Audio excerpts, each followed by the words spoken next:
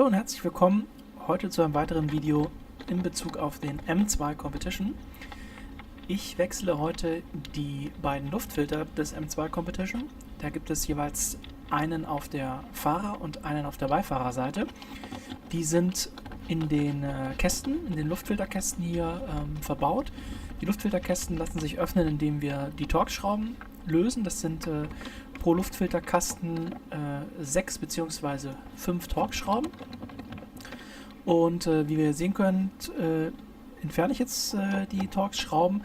Mein erster Versuch war, die Luftfilter zu wechseln im eingebauten Zustand der Domstrebe, also solange die Domstrebe im Auto verbaut ist.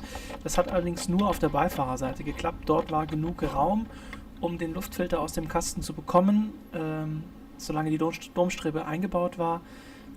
Auf der Fahrerseite funktioniert das leider nicht. Das heißt, ich musste jetzt später, das sehen wir dann gleich, die Domstrebe auch noch lösen. Hier sehen wir jetzt, ich habe die Schrauben auf der Beifahrerseite komplett gelöst. Das muss man aber nicht tun.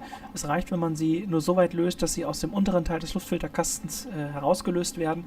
Dann werden sie im oberen Teil des Kastens noch gehalten und man kann den Kasten samt der Schrauben anheben und den Luftfilter wechseln.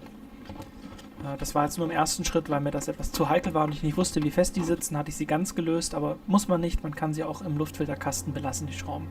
Hier oben muss man jetzt auf Fahrer- und Beifahrerseite diese Verriegelungshaken lösen, das heißt einfach 45 Grad drehen, sodass die Nase auf die Nase zeigt und hier unten kann man dann die Domstrebe losschrauben. Hier an der Seite ist noch so ein kleiner Halterungsstift, den muss man auch lösen, das habe ich jetzt gemacht und jetzt liegt die Domstrebe bzw. die Befestigung der Domstrebe frei. Hier sind 2 Schrauben, die wir lösen müssen von der Domstrebe. Vorne ist die Domstrebe auch nochmal mit 2 Schrauben befestigt, das sehen wir jetzt hier, die sind auch schon gelöst.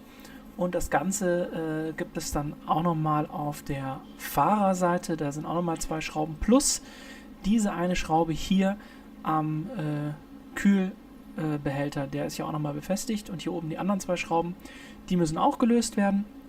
Danach kann man die Domstrebe lösen und die Luftfilterkästen liegen frei und man kommt da dann auch problemlos ran, um den Luftfilter zu wechseln. Hier ist jetzt auch die Schraube gelöst, die den Kühlflüssigkeitsbehälter an der Domstrebe fixiert hat und hier oben sind auch die beiden Schrauben aus der Domstrebe gelöst, sodass wir sie jetzt komplett entnehmen können.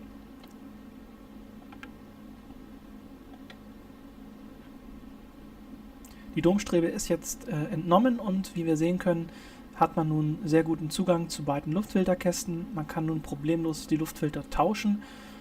Was noch zu beachten ist hier bei den Luftfiltern, es gibt einen für die linke, einen für die rechte Seite, das heißt, da einfach aufpassen, beziehungsweise man bekommt es auch gar nicht falsch verbaut, aber trotzdem der Hinweis, wie gesagt, es gibt halt einen für die linke Seite, das ist jetzt der für die Beifahrerseite und dann gibt es eben nochmal einen für die Fahrerseite, die muss man eben entsprechend auf der richtigen Seite einbauen, ansonsten passt der von der Form nicht in den Kasten.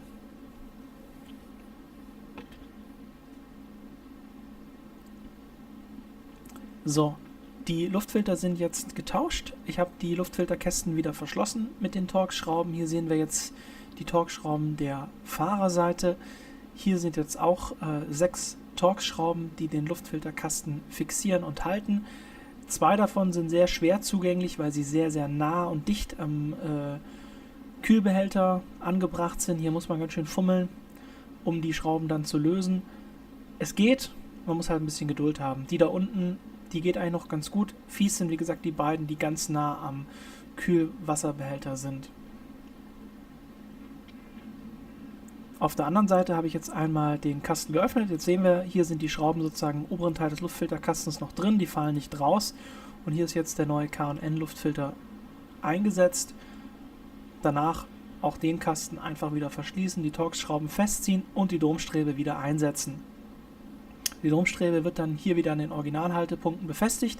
Auf der Beifahrerseite ist es so, dass die Lasche nach oben abklappbar ist. Auf der Fahrerseite geht das auch, aber dafür hätte ich nochmal zusätzlich einen Halteclip lösen müssen. Habe ich nicht gemacht, habe sie dann einfach nur wieder eingefädelt. Hier ist nun der komplette wieder zusammengebaute Zustand, das heißt Domstrebe verbaut, die beiden Luftfilterkästen wieder verschlossen, die Abdeckungen Fahrer-Beifahrerseite vorne an der Motorhaube auch wieder angebracht. Und das Ganze dauert circa 20 Minuten, wenn man, wie gesagt, gleich von Anfang an die Domstrebe löst. Hier nun der komplett zugebaute Zustand und Motor gestartet, keine Fehler, alles wunderbar. Ich hoffe, es hat euch geholfen und ihr wisst nun auch, wie ihr bei eurem M2 Competition die Luftfilter selber wechseln könnt. Bis zum nächsten Mal. Ciao!